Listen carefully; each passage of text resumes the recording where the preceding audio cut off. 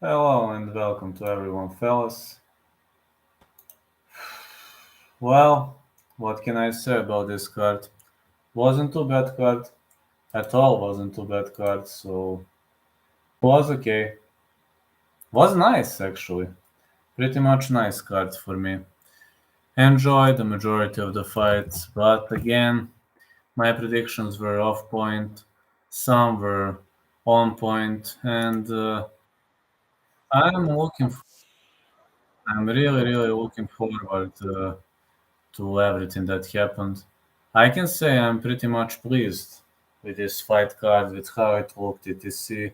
But I'm a bit sad because Amanda Nunes won. I didn't want her to win. I wanted Aldana to win, and I'm going to tell you how the situation developed with my picks, predictions, and what were the key things that led me throughout this fight card. And overall, to sum it up, my best choice for this fight card was was my belief that it is going to be a good one, and it turned out to be a good one, aside of maybe a few fights.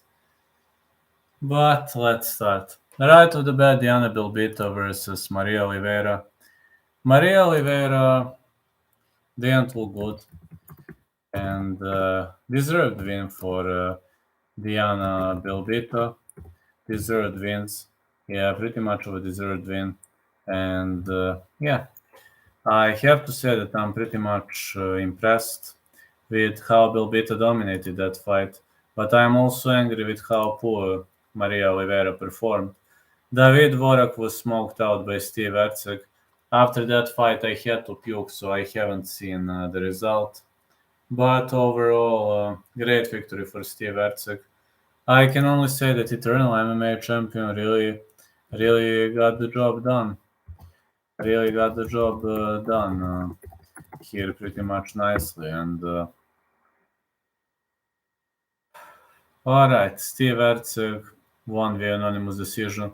Then I've seen the greatest upset. Like I had first two fights. Fight starts round three, so it was okay. But Kyle Nelson defeated Blake Bowder via unanimous decision, which was a massive upset for me.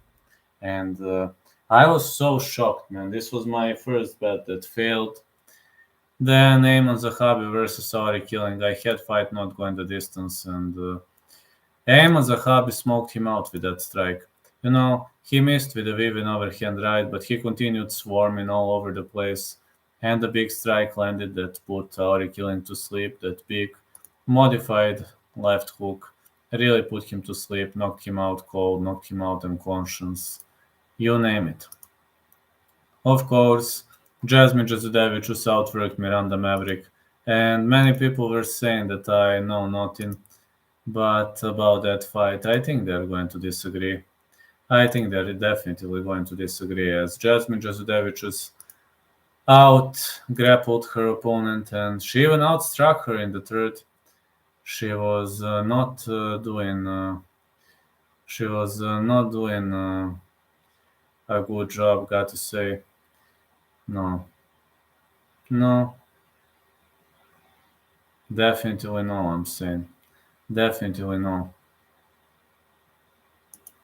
I'm definitely saying no because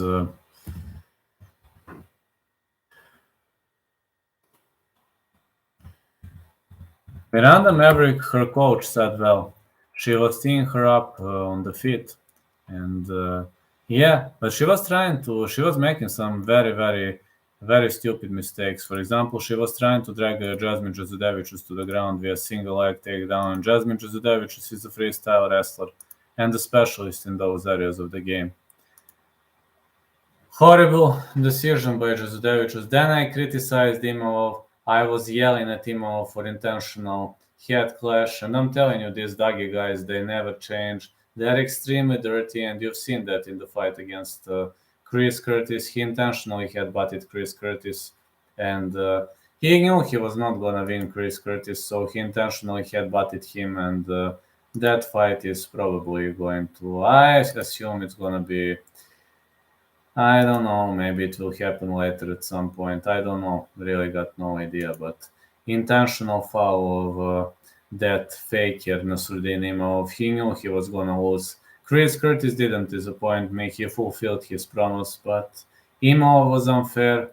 And then we've got Barrio versus Anderson. Total domination of power bar. Marc-Andre Barrio. He controlled the fight. He controlled the distance, and he literally controlled everything, every single aspect of the game. And my hat is off to him.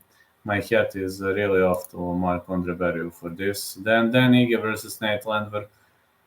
I can also say first two rounds for Dan Ige, last round for Nate Landwehr, but last round is not enough to win the competition, and you all know that. Like, if you win last round, you can't win the competition. And Dan Ige did well. Then Mike Malott, he was also a part of my bet, and Mike Malott smoked out Adam Fugit, submitted him with the Dars to guillotine choke, great submission. It really was a great submission, and he really did a great job by submitting his opponent. We've seen some amazing performance in the end of Mike Malott, and Mike Malott, according to me, is the greatest Canadian prospect at the moment.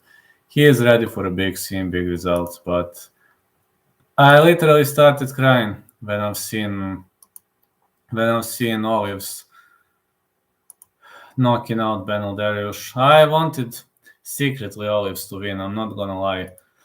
But Benel Dariush to end like this, it was a bit of painful to watch, so but it happens. I'll grind through it. I'm a strong guy. I'll get through it, sooner or later one day I'll get through it. Great victory by Charles Oliveira.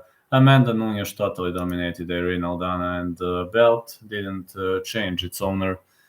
She is still a two-division champion, the most dominant woman to ever walk inside the octagon. Irene Aldana looked a bit scary in this fight. I don't know why, but she looked a bit scary. It didn't look like she was on point. I don't know. There are some things I literally cannot explain with that fight, but Irene Aldana simply didn't have the wish to engage with Nunes, to fight toe to toe.